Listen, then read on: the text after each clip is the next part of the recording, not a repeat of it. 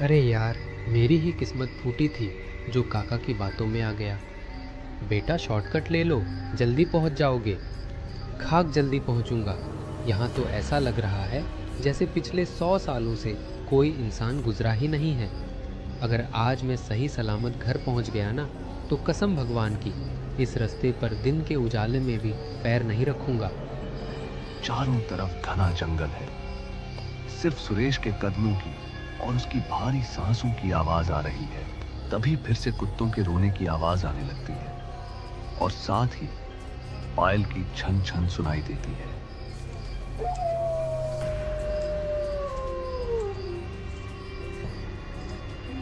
कौन कौन है वहाँ? देखो, अगर कोई मजाक कर रहा है तो सामने आ जाओ। मुझे ये सब बिल्कुल पसंद नहीं है। मैं शहर से आया हूँ। मैं इन भूत प्रेतों की कहानियों में विश्वास नहीं करता। लेकिन अगर कोई जानवर है तो हट जाओ रास्ते से।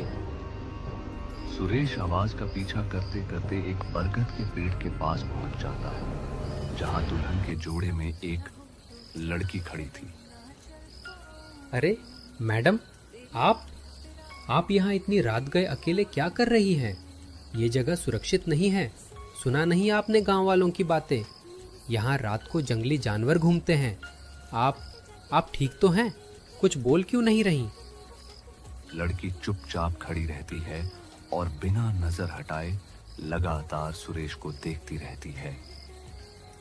देखिए, मेरा घर पास ही है।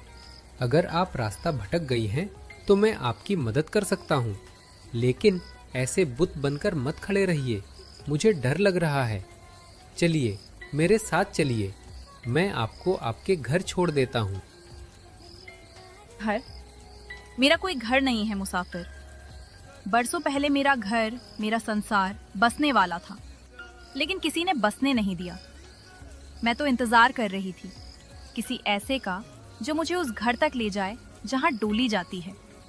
क्या तुम मुझे मेरे ससुराल ले जाओगे? उस लड़की के हाथों की मेहंदी अभी तक उतरी नहीं थी। इससे पहले कि सुरेश कुछ समझ पाता या कुछ कह पाता, वह अचानक अपने असली रूप में आ जाती है। वह सुरेश पर हमला कर देती है और सुरेश वहीं उसकी चपेट में आकर मर जाता है। समीर का दोस्त विक्रम शहर से उससे मिलने गांव आता है। तभी समीर वहां आ जाता है। वाह भाई समीर, क्या स्वागत है। मैंने सोचा था तेरी शादी है तो गांव में ढोल नगाड़े बज रहे होंगे, लड़कियां छतों से फूल बरसा रही होंगी। लेकिन यहाँ तो ऐसा सन्नाटा है जैसे पूरा गांव किसी अंतिम संस्कार में गया हो। और तू ऐसा क्यों दिख रहा है जैसे तुझे फांसी के फंदे पर लटकाने ले जा रहे हो? चुप कर विक्रम, तू अभी शहर से आया है। तुझे अंदाजा नहीं है कि तूने कितनी जोर से बोला है। यहाँ दीवारों के भी कान होते हैं और हवाओं की भी याददाश्त होती है। मजाक मत कर। चुपचाप बैग उठा और नजरें नीची करके मेरे साथ चल। किसी से आंख मत मिलाना। अरे हद है यार, मैं तेरा बचपन का दोस्त हूँ। इतनी दूर से तेरी शादी अटेंड करने आया हूँ और तू मुझे डांट रहा है। क्या हो गया तुझे? और ये क्या नौटंकी है कि नजरें मत मिलाना? क्या तेरे गांव की लड़कियां मुझे खा जाएंगी अगर मैंने उन्हें देख लिया? हाँ विक्रम, खा जाएंगी। तू हंस रहा है ना, लेकिन अगर तूने वो देखा होता जो मैंने देखा है तो तेरी हंसी हलक में ही अटक जाती। पिछले हफ्ते ही सुरेश गायब हुआ है और उससे पहले रामू। वो सब जवान थे, सब कुंवारे थे। यहाँ मौत ताक में बैठी है और तू मजाक कर रहा है। दोनों समीर के घर की ओर चल पड़ते हैं। शाम का समय था। समीर और विक्रम कमरे के अंदर बैठे हुए थे और उनके बीच एक लालटेन की हल्की रोशनी फैल रही थी। अब तो हम घर के अंदर हैं। अब तो बता दे कि आखिर माजरा क्या है।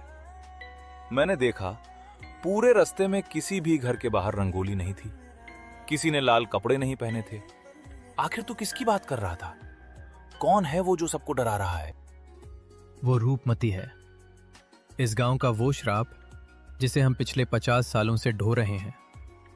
लोग कहते हैं कि आत्माएं मुक्ति चाहती हैं, लेकिन वो मुक्ति नहीं चाहती। वो शादी करना चाहती है।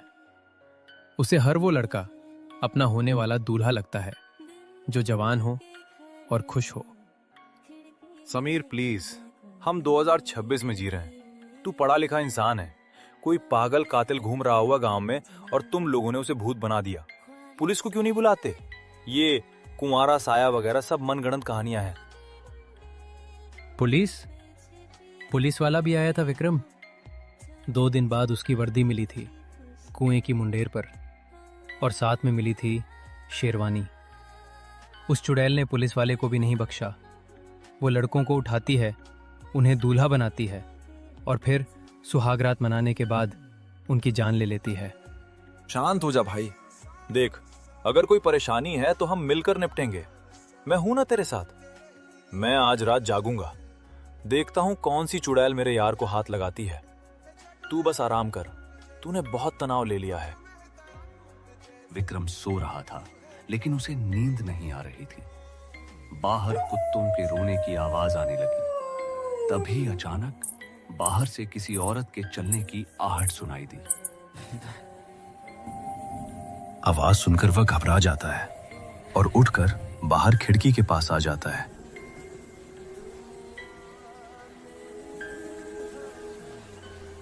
खिड़की के बाहर उसे वही शादी का जोड़ा पहनी हुई औरत दिखाई देती है।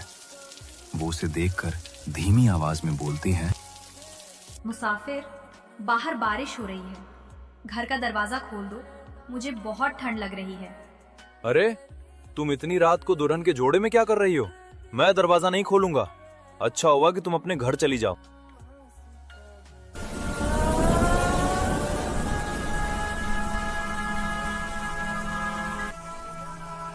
उसे देखकर विक्रम घबरा जाता है और भागकर अपने कमरे में चला जाता है। वहां वह रजाई ओढ़कर दुबक जाता है, जैसे वह बेहद डरा हुआ हो। अगले दिन सुबह विक्रम और समीर दोनों मंदिर में पुजारी जी को वह सारी बात बताते हैं, जो भी विक्रम ने रात में देखा था। बाबा, मुझे माफ कर दीजिए। मुझे यकीन नहीं था, लेकिन कल रात मैंने मौत को महसूस किया। वो आवाज, वो कोई इंसान नहीं थी। अब हम क्या करें? वो तो मुझे ले जाएगी। बेटा, वो सिर्फ एक आत्मा नहीं है, वो एक अधूरी इच्छा है जो नफरत में बदल चुकी है। 50 साल पहले उसकी डोली उठने से पहले ही उसकी अस्मत लूटी गई और उसे मार दिया गया। उसका शरीर नहीं मिला, लेकिन उसका वो लाल जोड़ा जिसमें उसकी जान अटकी है, वो आज भी उस पुराने खंडहर में मौजूद है। वो जोड़ा ही उसकी शक्ति है। लेकिन बाबा, उस खंडहर में जो भी गया वो कभी वापस नहीं आया। हम वहां जाकर अपनी जान कैसे जोखिम में डाल सकते हैं? क्या कोई और रास्ता नहीं है? कोई पूजा पाठ? नहीं समीर, पूजा पाठ से वो नहीं जाएगी। अगर उसकी जान उस लाल जोड़े में है तो हमें उसे मिटाना होगा। मैं जाऊंगा, मैं उस जोड़े को जलाऊंगा। संभल कर बेटा, आज अमावस है। आज उसकी ताकत अपने चरम पर होगी। वो तुम्हें रोकने के लिए हर छल करेगी। वो तुम्हें तुम्हारे प्रियजनों की आवाज में पुकारेगी, डराएगी, लुभाएगी। अगर तुमने एक पल के लिए भी डर दिखाया तो वो तुम्हारे शरीर पर कब्जा कर लेगी। विक्रम और समीर दोनों ही रात को उस खंडहर की ओर जाने का फैसला कर लेते हैं। वे दोनों रात में खंडहर की ओर चल पड़ते हैं। विक्रम मंदिर से एक हथियार ले आता है और समीर हाथ में लालटेन पकड़े उसके पीछे पीछे चलता है। समीर, मेरी बात ध्यान से सुन। चाहे कुछ भी हो जाए, चाहे तुझे मेरी ही आवाज क्यों ना सुनाई दे, पीछे मुड़कर मत देखना। वो हमारे दिमाग से खेलेगी। हमें बस उस खंडहर के मुख्य हॉल तक पहुंचना है। तभी अचानक फिर से कुत्तों के रोने की आवाज आने लगती है। विक्रम समझ जाता है कि अब वो चुड़ैल फिर से आएगी। उसी पल पीछे से पायल की छन छन की आवाज आने लगती है। भाई विक्रम, वो आ गई है। चलो हम वापस घर की ओर चलते हैं। मुझे लगता है हमें इस लफड़े से दूर रहना चाहिए। कम से कम हमारी जान तो बच जाएगी भाई। अरे चुप कर तू, क्या बच्चों की तरह रो रहा है? क्या हर वक्त उससे डरता ही रहना है क्या तूने?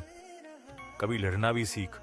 अगर आज तू यहाँ से चला गया ना तो वो तेरे पीछे लग जाएगी और कभी तुमको नहीं छोड़ेगी। हमें आज ही उसकी साड़ी को जला के उसको खत्म करना होगा ताकि उसका ये श्राप सदा सदा के लिए मिट जाए। चलते चलते वे दोनों फिर उसी खंडहर के पास पहुंच जाते हैं जहां से यह सारा सिलसिला शुरू हुआ था। वे खंडहर के अंदर जाते हैं। अंदर पहुंचते ही देखते हैं कि काली मिट्टी से बने निशानों के बीच उसकी साड़ी पड़ी हुई थी। वह चुड़ैल अचानक उनके सामने प्रकट हो जाती है।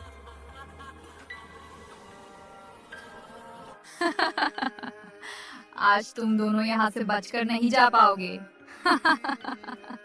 वह दोनों को ऊपर हवा में उठा देती है। छोड़ हमें, छोड़ दे। आज तू हमारे हाथों से बच नहीं पाएगी। तूने बहुत लोगों की जान ली है। आज या तो हम रहेंगे या फिर तू नहीं। और अगले ही पल वे जमीन पर आकर गिर पड़ते हैं। वे दोनों उस चुड़ैल पर हमला कर देते हैं। समीर लालटेन उठाकर उसकी ओर फेंक देता है और वह जलने लगती है। खंडहर का गहरा अंधेरा अब आग की रोशनी में लाल हो चुका था।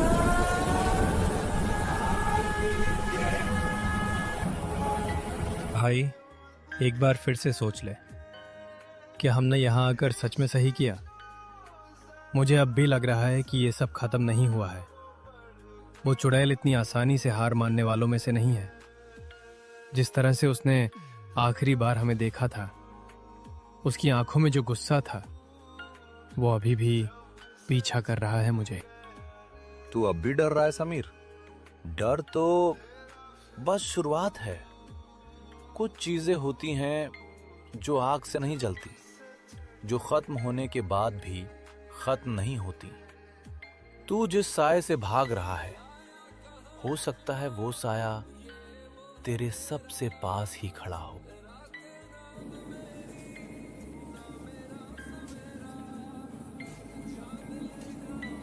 समीर को लगता है कि अब सब कुछ ठीक हो गया है। बेचारा, उसे क्या पता कि जला तो सिर्फ रूपमती का जोड़ा था, उसकी आत्मा नहीं।